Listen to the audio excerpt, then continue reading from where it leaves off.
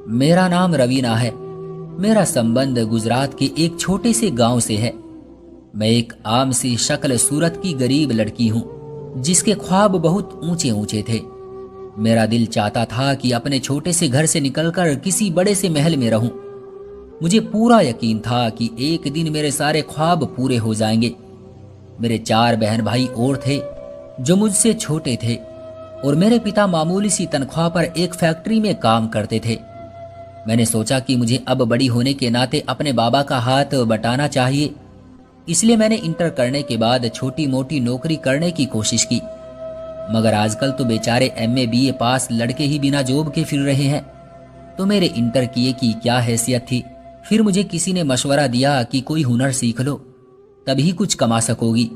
2-3 साल private school के धक्के खाने के बाद मैंने एक पार्लर में काम सीखना शुरू कर दिया, ताकि उसी से कुछ पैसे कमा सकूं।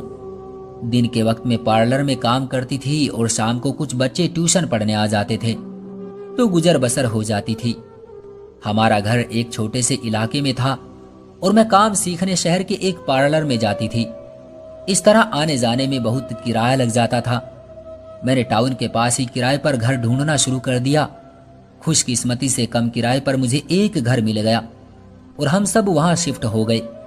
मैं बड़ी लगन से काम सीख रही थी और मेरी पार्लर वाली दीदी मुझसे बहुत खुश थी। उसका कहना था कि एक दिन मैं बड़ी मेकअप आर्टिस्ट बनूंगी। एक दिन मैं काम से वापस आ रही थी कि रास्ते में एक औरत को देखा जो तेज तेज सांस ले रही थी। शायद उसे सांस नहीं आ रहा था, या पता नहीं कोई और मसला था। मैंने इधर उधर मदद के लिए देखा, लेकिन उस वक्त गली सुनसान थी और आसपास कोई और था भी नहीं।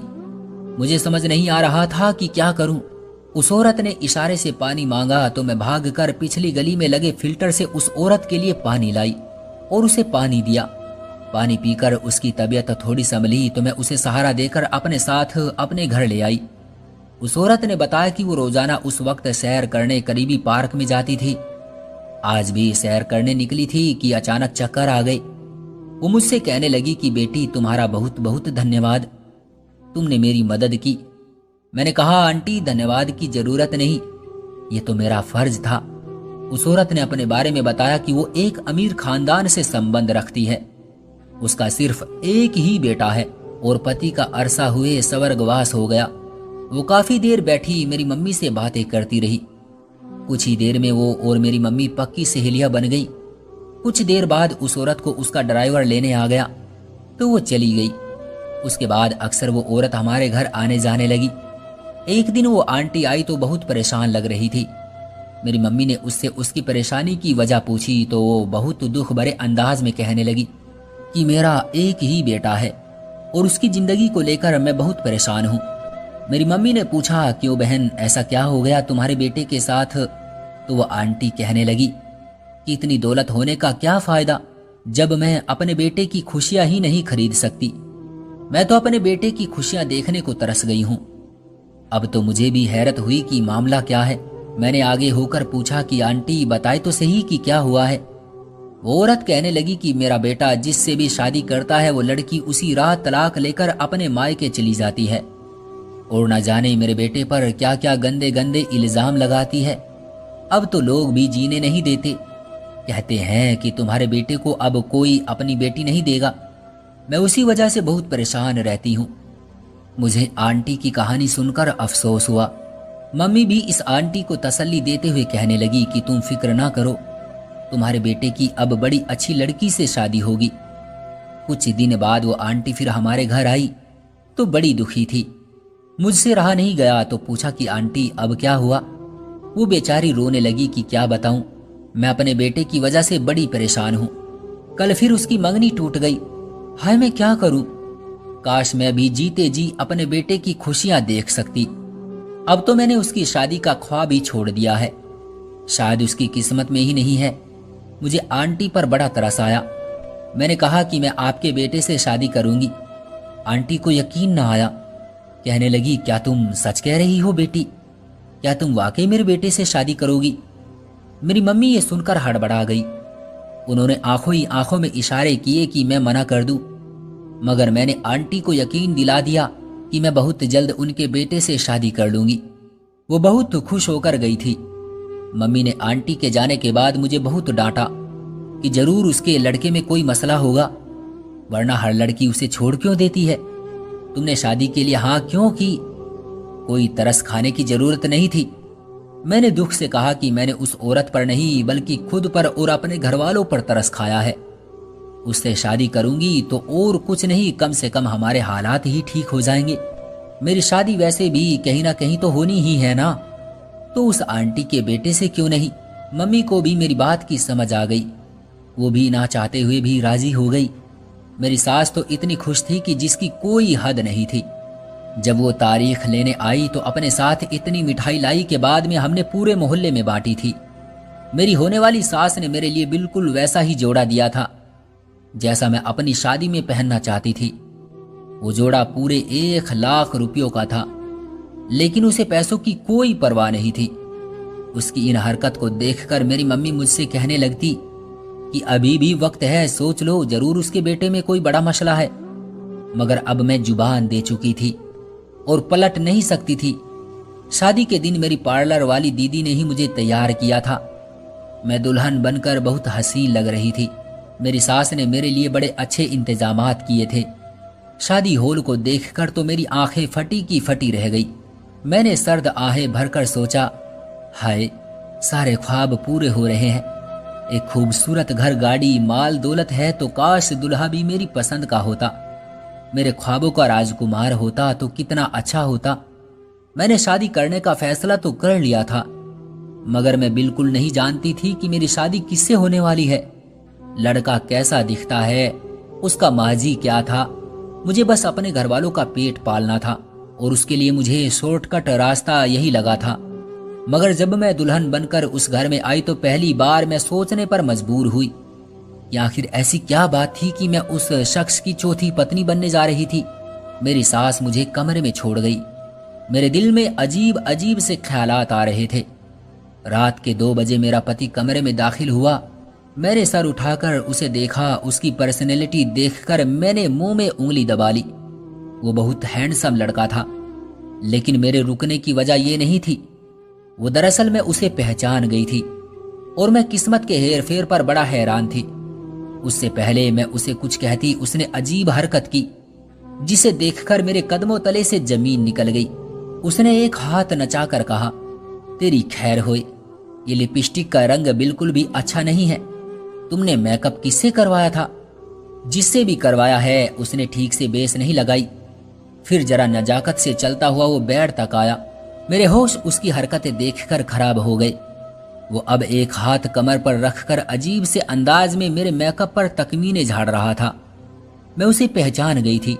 वो मशहूर मेकअप आर्टिस्ट मनीष था, मगर यकीन नहीं आ रहा था कि ये मेरा पति है। मैं जल्दी से कमरे से बाहर निकलकर भागी और दूसरे कमरे में जाकर कुंडी लगा दी। मैं गहरी सांस लेती हुई बेड पर बैठ गई। मैं पागल होने वाली हो गई थी, ये सोच सोच कर के वो मेरा पति बन चुका है। मैंने कभी ऐसा ख्वाब में भी नहीं सोचा था कि जिस शख्स को मैं भुला चुकी हूं वो अचानक इस तरह मेरे पति के रूप में मेरे सामने खड़ा होगा। उसे मैं 2 साल पहले से जानती थी। ये उन दिनों की बात थी जब मैंने इंटर के बाद एक स्कूल में नौकरी करनी शुरू कर दी थी। वो स्कूल तो काफी बड़ा था, अमीरों के बच्चे वहां पढ़ते थे, मगर स्कूल का मालिक बहुत कंजूस था। उसने मेरी तनख्वाह बहुत कम रखी थी। 3000 रुपयों की तनख्वाह आटे में नमक के बराबर थी। मगर कुछ ना होने से मैंने बेहतर समझा कि इसी को ही किस्मत का लेखा जोखा जान लिया जाए। यूं मैं स्कूल जाने लगी। वहां मैं नर्सरी क्लास की टीचर के साथ हेल्पर के तौर पर पढ़ाती थी। मेरा काम ज्यादातर छोटे बच्चों को संभालना और डायरी लिखना था। छोटे छोटे बच्चों में मेरा दिल लग गया था। एक बच्चा रोहन मुझे बहुत क्यूट लगता था। मैं उसका बहुत ख्याल रखती थी। एक दिन उसे ड्राइवर लेने ना आया तो प्रिंसिपल ने मुझे कहा, इस बच्चे के घर पर कॉल कर दो। मैंने रिकॉर्ड से उसकी मम्मी का नंबर निकाला और उन्हें फोन करके कहा कि काफी देर हो गई है और आपका ड्राइवर आपके बच्चे को लेने नहीं आया। तो उसकी मम्मी कहने लगी कि मैं अपने भाई को भेजती हूँ लेने। सारा स्कूल खाली हो गया था। मैं रोहन की खातिर रुक गई कि उसे लेने कोई आए तो मैं भी जाऊं। उस बच्चे को मैं अकेला छोड़कर नहीं जा सकती थी।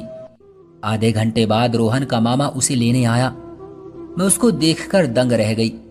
वो बहुत हैंडसम था। मैंने उसको गेट पर ही देखा था। उसने अपने भांजे को गाड़ी में बैठाया और चला गया।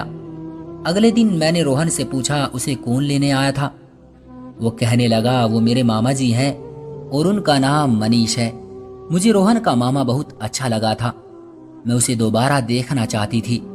इत्तेफाक से कुछ दिनों बाद ही मेरी ये प्रार्थना उस ईश्वर ने सुन ली। रोहन का ड्राइवर अब नहीं आता था और वही लड़का उसे लेने आता था। मैं रोज उसे देखने के लिए रुक जाती और जब तक वो उसे लेने ना आ जाता मैं नहीं जाती थी। पता नहीं मुझे क्या होने लगा था। मुझे वो बहुत अच्छा लगने लगा था। उसे तो खबर तक नहीं थी कि कोई उसे देखने के लिए इतना बेचैन होता है। वो चुपचाप आता और अपने भांजे के साथ चला जाता। मेरा बड़ा दिल चाहता था उससे बात करने को, लेकिन कभी हिम्मत ही नहीं होती थी। एक दिन बच्चों की पेरेंट्स मीटिंग थी और उसी दिन मेरी तबीयत भी बहुत ज्यादा खराब थी, इसलिए मैं ना जा सकी और मैंने छुट्टी कर ली। अगले दिन मैं स्कूल गई तो मेरी साथी टीचर हंसते हुए मुझसे कहने लगी कि तुम्हें पता है कल रोहन की मीटिंग के लिए कौन आया था? मेरे पूछने पर कहने लगी उसका मामा आया था। बल्कि पता नहीं वो मामा था या किन्नर था। इतना कहकर वो ऊंची आवाज से हंसने लगी। मैंने हैरत से पूछा कि ठीक तरह से बताओ, तो कहने लगी रोहन का मामा अजीब तरह से बोल रहा था और लड़कियों की तरह हाथ नचा नचा कर बातें कर रहा था। साफ लग रहा था कि वो लड़का नहीं बल्कि उसने इतना कहा तो मैंने उसे टोकते हुए कहा कि बस करो। फिर मैं उसकी बात सुने बगैर ही वहां से उठ खड़ी हुई, क्योंकि मुझे उसके बारे में ऐसी बातें बुरी लग रही थी। पता नहीं क्या सच था और क्या झूठ, मगर उसके बाद से वो कभी रोहन को लेने नहीं आया। मेरे बारे में उस टीचर को पता लग गया था कि मैं मनीष को पसंद करती हूँ। फिर उसने बाकी टीचर को भी बता दिया।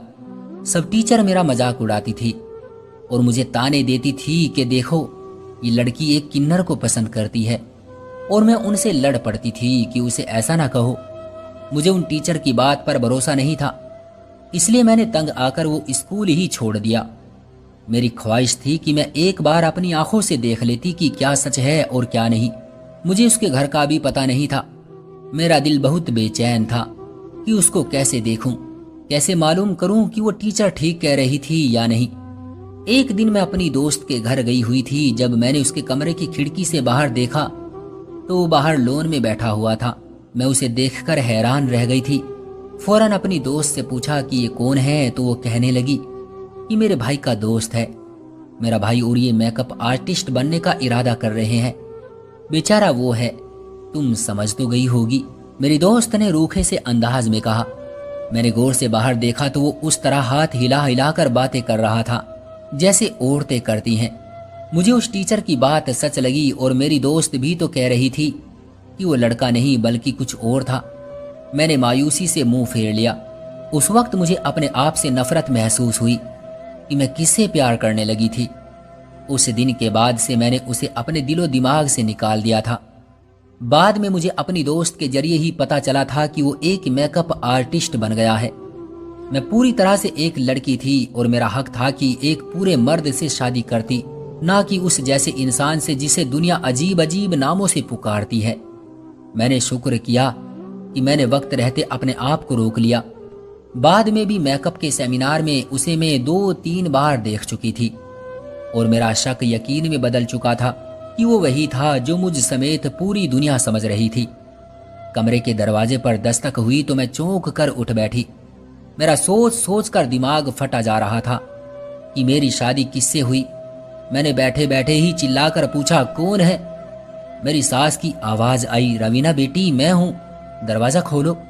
मैंने गुस्से में कहा, आपने मेरे साथ धोखा किया है, चली जा यहां से, मैं दरवाजा नहीं खोलूंगी। मैंने सोचा था कि हो सकता है कि आंटी के बेटे को कोई बीमारी हो, इसी वजह से मैंने शादी के लिए हाँ कर दी थी, लेकिन जो निकला वो तो मेरे जहनो गुमान में भी नहीं था। इसलिए मुझे तुम पर बहुत गुस्सा है। कम से कम तुम मुझे अपने बेटे के बारे में बता ही देती। मेरी सास रोते हुए कहने लगी, भगवान का वास्ता हमें बेइज्जत न करो, पूरा घर मेहमानों से भरा हुआ है, हमारी इज्जत यूं खराब ना करो। उनकी इस तरह की बातें सुनकर मैंने चुपचाप उठकर दरवाजा खोल दिया। मैंने ही शादी के लिए हाँ की थी और अब मुझे ही भुगतना था। मेरी सास मुझे देखते ही कहने लगी कि ऐसा कुछ नहीं है, जैसा तुम समझ रही हो। मेरा बेटा बिल्कुल ठीक है। मैंने गुस्से से कहा, अब तो आप यही कहेंगी ना, मैंने शादी से पहले अपनी सास के सामने शर्त रखी थी, वो मेरे खानदान को एक घर लेकर देगी, और उसने मेरी शर्त मान ली थी। अब जब मैंने खुद सौदेबाजी की थी तो मैं अपने हक के लिए खड़ी भी नहीं हो सकती थी। मैंने अपनी किस्मत को कोसते हुए वापस दरवाजे को बंद कर लिया, और जैसे ही बेड की तरफ देखा तो कमरे के दूसरे दरवाजे से दाखिल होकर मनीष चुपचाप बेड पर बैठा हुआ था। अगर कोई उसे यूं देख लेता तो उसकी खूबसूरती पर कोई भी अपनी बेटी के लिए अपना घर तक कुर्बान कर देता, मगर उसे भी पता न चल पाता कि वो असल में कौन है। मैं भी उसकी शक्ल सूरत से ही तो प्रभावित हुई थी। अब कुछ नहीं हो सकता था। मैं बेड के किनारे पर जाकर बैठ गई। उसने मुझे अपनी तरफ करके कहा कि तुम भी मुझे छोड़ जाओगी ना, जैसे सब छोड़ जाती हैं। अब की बार उसकी आवाज बड़ी अलग थी, खूबसूरत और मर्दाना थी, लेकिन मैं जानती थी कि ये उसकी असल हकीकत नहीं है। हम बिना सोचे समझे जिस अंदाज में बात करने के आदी होते हैं, वही हमारी असल हकीकत होती है। उसकी भी वही हकीकत थी। लड़कियों की तरह हरकतें और बातें और नजाकत में उसे क्या बताती कि मैं चाहते हुए भी उसे छोड़ नहीं सकती थी। मैं बड़े दावे करके उसकी जिंदगी में शामिल हुई थी। मैंने शादी नहीं, एक जुआ खेला था, जिसमें हार सरासर मेरी थी। अपने घर वालों को तो मैं अच्छी जिंदगी दे चुकी थी, अब मेरा पता नहीं क्या होना था। मैं उसे जवाब दिए बगैर एक तरफ सिमट कर सो गई। रात को ख्वाब में भी यही आता रहा कि मेरा हर तरफ मजाक बन रहा है कि मैंने किससे शादी कर ली। मैं सुबह उठी तो वो मुझसे भी पहले ही उठ चुका था। वैसे तो उठते बैठते और चलने फिरने के अंदाज से वो बेहतरीन मर्द लगता था, लेकिन जब बात करता था तो उसकी पोल खुल जाती थी और उससे हीन सी महसूस होने लगती थी। मैं पार्टी के लिए तैयार होने लगी तो उसने इजहार किया कि वो आज के फंक्शन के लिए मेरा मेकअप खुद करेगा। मैं चुपचाप उसके सामने बैठ गई। उसने मुझे इतना खूबसूरत तैयार किया कि हर कोई देखता ही रह गया। लोगों ने मुझे देखा तो वो मेरे भाग्य से जलने लगे, लेकिन कुछ लोग मुझ पर हंस भी रहे थे कि बेचारी लड़की की किस्मत देखो, उसे मिला भी तो कौन। मैं बहुत डिप्रेशन में थी कि मैंने अपने साथ ये क्या कर लिया है। मेहमानों के जाते ही मैंने अपना कमरा अलग कर लिया। मैं हरगिज उसके साथ रहना नहीं चाहती थी। मेरी सास ने मुझे कुछ ना कहा, क्योंकि मैंने उसे साफ साफ कह दिया था कि अगर वो इस मामले में कुछ बोलेगी तो उसकी पहली बहू की तरह मैं भी घर छोड़कर चली जाऊंगी। फिर मेरी सास ने मुझे कुछ नहीं कहा। मैं अपनी मर्जी से सोती जागती थी और मेरी हर मुमकिन कोशिश होती थी कि उसके किन्नर बेटे की शक्ल तक ना देखूं। उनकी इज्जत के लिए इतना ही काफी था कि मैं उस घर में मौजूद थी। मेरी 2 नंदे थी, उन्होंने भी मुझसे बात करने और समझाने की बहुत कोशिश की और आखिर मायूस होकर वो अपने घरों को वापस चली गई। एक दिन मैं किचन में अपने लिए खाना लेने गई तो अपनी सास के कमरे के सामने से गुजरते हुए मुझे अपना नाम सुनाई दिया। मैं ठिठक कर रुक गई और कान लगाकर सुनने लगी। मेरी सास अपने बेटे यानी मेरे पति से कह रही थी कि तुम रवीना को सब सच बता दो, और वो इनकार कर रहा था कि नहीं, अगर उसको बताया तो वो यकीन नहीं करेगी और मुझे छोड़कर चली जाएगी। मैं हैरत से सोचने लगी कि उन लोगों ने अभी भी मुझसे कुछ छुपाया हुआ था। मैंने और सुनने की कोशिश की, मगर अब वो चुप हो गए थे। मैं फिर वापस अपने कमरे में चली आई। अब उस सच का कैसे पता करूं जो उन माँ बेटे ने मुझसे छुपाया हुआ था। उसके लिए मुझे अपने पति के कमरे में रहना पड़ता ताकि मुझे सच्चाई का पता चल सके कि वो क्या करता है। मैंने अपना सामान उठाया और पति के कमरे में शिफ्ट हो गई। उसे मैंने सख्ती से कह दिया कि मुझसे दूर रहा करें। एक दिन वो फोन पर किसी से बात कर रहा था कि मैं 10 मिनट में आता हूँ। वो घर से निकला तो मैं भी उसके पीछे निकल खड़ी हुई कि अब ये कहाँ जाता है। वो एक प्राइवेट क्लिनिक में दाखिल हुआ था जिसके दरवाजे पर लिखा था कि मर्दाना मर्ज का इलाज किया जाता है। मैं सोचते हुए हैरान थी कि वो यहाँ किस सिलसिले में आया है। फिर सोचा कि मर्द होगा तो यहाँ मर्दाना मर्ज का इलाज कराने ही आएगा ना, और वापस आ गई। कुछ दिनों बाद मेरी छोटी नंद के यहाँ बेटा हुआ तो उसने एक पार्टी रखी और हम सब घर वालों को भी बुलाया। मैं जाना तो नहीं चाहती थी, मगर अपनी मम्मी के मजबूर करने पर चली गई। मम्मी ने कहा था कि शादी की है तो निभाना भी सीखो। अब वो जैसा है जो है तुम्हारा पति है, उसकी इज्जत और कदर करो। मैं मम्मी की वजह से उसके साथ अपनी नंद के बेटा होने की खुशी में आ गई। वहां मुझे वही स्कूल वाली टीचर मिली। उसने जब मुझे मनीष के साथ देखा तो बड़ी महफिल में मुझे बेइज्जत करने लगी कि आखिर तुमने इस किन्नर से शादी कर ही ली, तुम वैसे इसी के काबिल थी। मैं उसकी बातें और अपनी बेइज्जती बर्दाश्त नहीं कर सकी और भागते हुए घर वापस आ गई। मैं रोते हुए कमरे में आ गई। वो भी मेरे पीछे पीछे कमरे में आ गया और मुझे चुप कराने लगा। मैंने उसे तड़प कर कहा, ये सब तुम्हारी वजह से हो रहा है, तुम मेरे दर्द का अंदाजा नहीं कर सकते। वो उदास होकर कहने लगा कि तुम मुझसे ज्यादा दुखी नहीं हो सकती, ना ही तुमने मुझसे ज्यादा दर्द उठाया होगा। मैंने अपना रोना भूलकर उससे पूछा कि इस बात का क्या मतलब है। तो कहने लगा, आज मैं तुम्हें सब सच बताता हूं कि मैं कौन था और क्या हूं। मुझे वो अपनी कहानी सुनाने लगा। मैं पैदा हुआ तो एक लड़की ही था। मेरे घरवाले मुझे बचपन से ही लड़की समझते थे। उन्होंने मुझे लड़कियों के ही कपड़े पहनाने शुरू किए और लड़की के तौर पर ही मुझसे व्यवहार रखा। मैं भी खुद को एक लड़की ही समझ रहा था। लड़कियों के स्कूल में जाता था, मेरी सारी सहेलियां भी लड़कियां ही थी। मैंने 14-15 साल एक लड़की बनकर गुजारे, लेकिन फिर अचानक मुझ में बदलाव आना शुरू हो गए। मेरी आवाज भारी और चेहरे पर मुंह से दाढ़ी निकलना शुरू हो गई। मैं बहुत परेशान हो गया। मेरे घर वालों के लिए ये हालात बहुत परेशान करने वाले थे और आखिर में परेशान होकर मेरे घर वाले मुझे एक जाने माने डॉक्टर के पास लेकर गए। तो डॉक्टर ने अजीब सी बात की।